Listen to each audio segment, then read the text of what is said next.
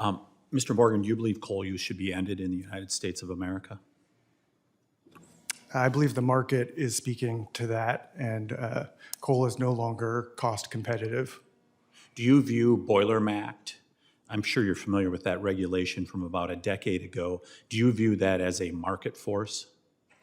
I believe that there are a lot of headwinds against the coal industry, that even if you removed one or two, the overwhelming dynamic is going to be continued decline. Is Boiler Act a market force?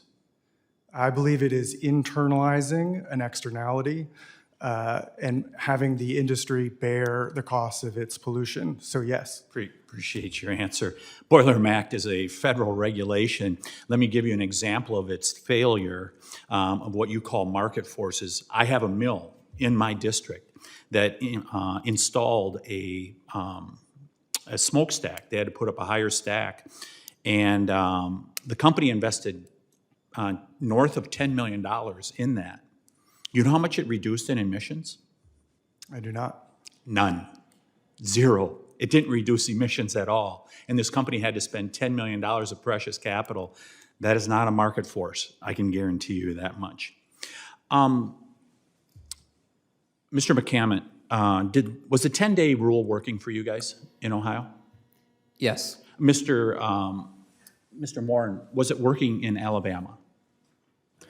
I'm here solely for Title IV. I don't do the regulatory side of things in my state. And Mr. Wentland? Absolutely, yes. The 2020 rule was a good rule. Ms. Owens, are you rewriting that rule, the 10-day rule?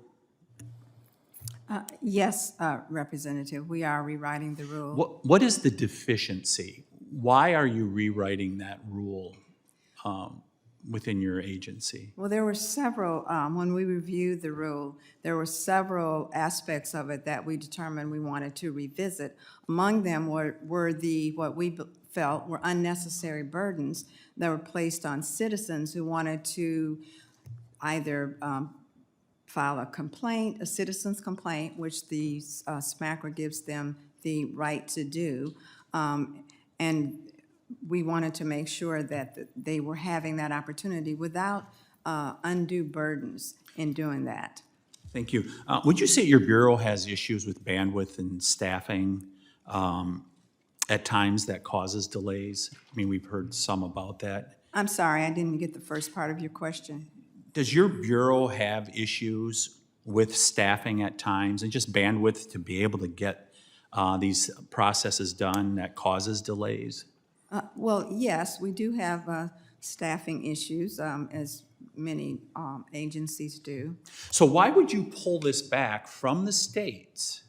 Why would you pull this back with the 10-day rule that is working, as these gentlemen to your left have said?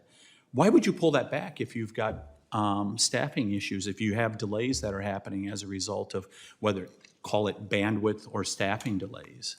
Well, thank you for your question, Representative.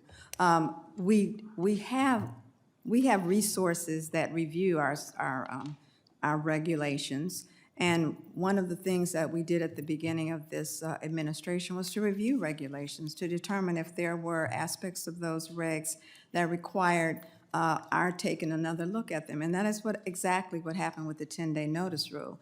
And so we do have adequate staff that took a look at that rule and we have now proposed some amendments to the 10-day Mr. notice McCammon, rule. do you expect emissions in your state to be reduced by the federal government taking additional authority away from you by amending or changing the 10-day notice rule?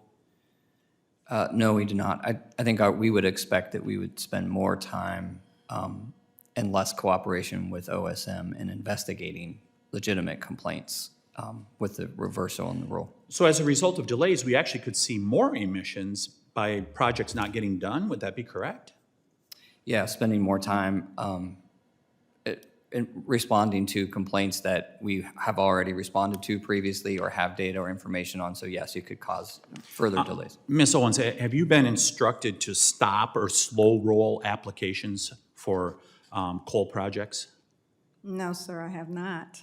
Have you had anyone from the White House contact you and send a clear message that they want coal stopped? Absolutely not. Mr. Chairman, I yield back.